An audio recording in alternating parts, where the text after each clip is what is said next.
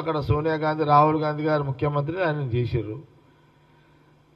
నీకు దిక్కు లేదు, దివానా లేదు.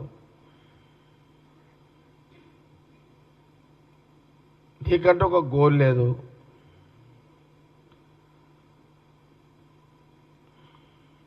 అసలు కులం పేరు చెప్పుకున్నాడు, కులం పేరు చెప్పుకుంటున్నాడు.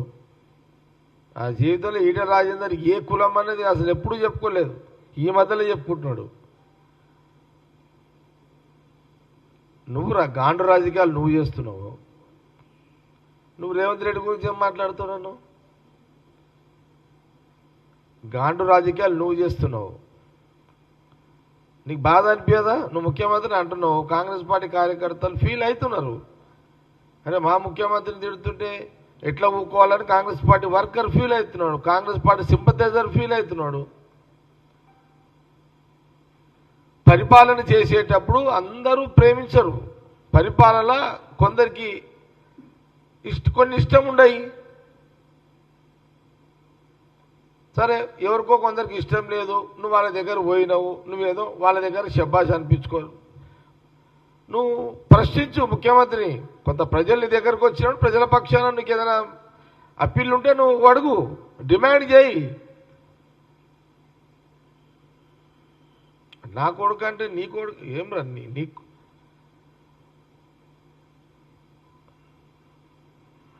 నా కొడుకు అని మాట్లాడితే ఏం రా కొడక?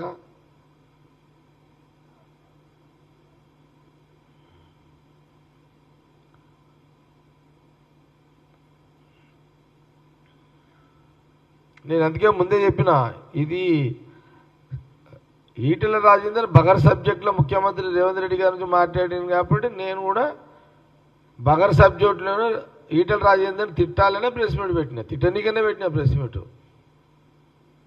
వాడు ఒక మెంటల్ అయిపోయాడు, వాడు ఏం మాట్లాడుతుండో తెలుస్తుంది ఈటెల రాజేందర్కి. అందుకే ఆయనకి పాగలగాడయ్యాడు, బేకూఫ్ చాతాలు చేస్తున్నాడు ఈటెల రాజేందర్.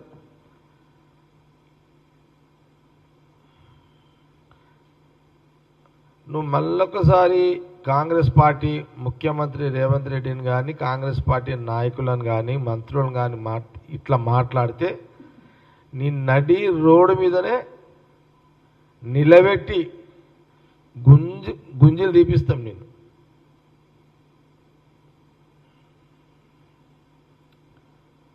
ఇక నువ్వు యాజ్ ఏ ఎంపీగా నువ్వు మాట్లాడు. ఏమని? ముఖ్యమంత్రి గారు మా పనులు అయితే లేవు, ముఖ్యమంత్రి గారు మాకు అపాయింట్మెంట్ ఇవ్వండి, ముఖ్యమంత్రి గారు మాకు పనులు చేయండి అని నువ్వు అడుగు. అరే ఈటెల రాజేందర్, నేనంటే నీకు ఎట్లా బాధ ఉందా లేదా? ఇప్పుడు ఇది మీడియాలో వస్తే నువ్వు కావాలంటే మళ్ళీ నన్ను తిట్టు, నేను మళ్ళీ ఎట్లా తిడుతున్నావు నీకు చూపెడతా. మళ్ళీ నీకు అది కూడా ఆప్షన్ ఇస్తున్నా, తిట్టు. నీవు నీదే పెద్ద పర్సనాలిటీ కాదు, నీ అయ్యే పర్సనాలిటీ, నీకంటే పెద్ద పర్సనాలిటీ నాది. నీదే పెద్ద తోపు అనుకోకు, నువ్వు ఎంపీ అయినా అని చెప్పి తోపు అనుకోకు. నువ్వు నేను రోడ్డు మీదకి వచ్చినాక నువ్వు వచ్చినావు రోడ్డు మీదకి.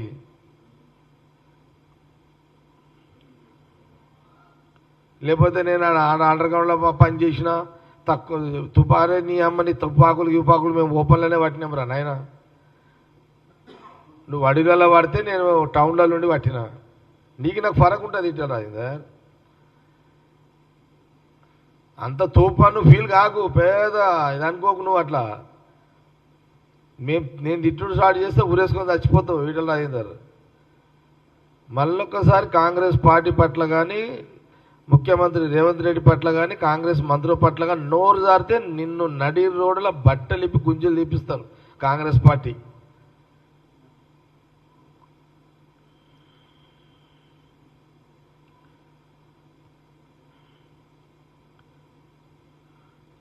ఇంకే పార్టీ లెంకుకో. నువ్వు ఫోకస్ కావాలంటే ఇంకొక పార్టీని లెంకుకో ఏమన్నా. మరి రేవంత్ రెడ్డి ముఖ్యమంత్రి ఎందుకు అప్పుడు దాకా కూర్చుంటు నాకు తెలియదు, కానీ పోనీలే నవ్వుకున్నట్టున్నాడు.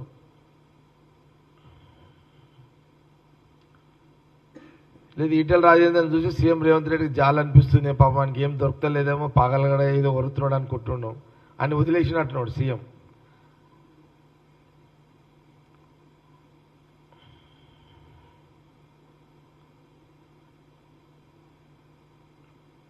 అనవసరంగా కాంగ్రెస్ పార్టీ నాయకులను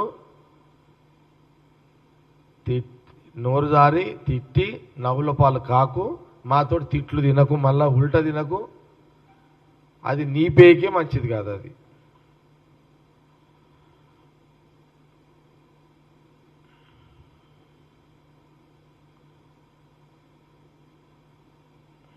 నువ్వు స్టేచర్గా ఫీల్ కాకు, పెద్ద పర్సనాలిటీగా నీదేం పర్సనాలిటీ రా నాయన.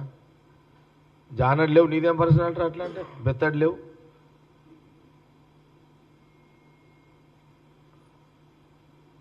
నువ్వు కాంగ్రెస్ పార్టీ ముఖ్యమంత్రి రేవంత్ రెడ్డిని, కాంగ్రెస్ పార్టీ మంత్రులని, నాయకులని అన్నందుకే ఇన్ని మాటలు ఆడాల్సి వస్తుంది. ఇంకా నువ్వు మళ్ళా ఏడైనా తప్పిదాన నోట్లకేంచి ఏదైనా వచ్చిందో దీని అయ్య ముచ్చట్లు తిడతా నేనైతే. ఇక నేను నా తిట్లు మామూలుగా ఉండేవి. నేను ఎంత ఇట్లా మామూలుగా ఉంటానో అట్లా మామూలుగా ఉంటుంది. నేను తిట్లకు మళ్ళీ నువ్వు ఇక తలకాయ ఆడబెట్టుకోవాలని కూడా తెలియదు నీకు. ఎందుకు ఉన్నది కదా, పార్లమెంట్ లాంగ్వేజ్ ఉన్నది కదా, వాడు ఏమున్నది అట్లా. నువ్వు ఆల్రెడీ ఎంపీవి కదా, పార్లమెంట్ లాంగ్వేజ్ వాడుకో.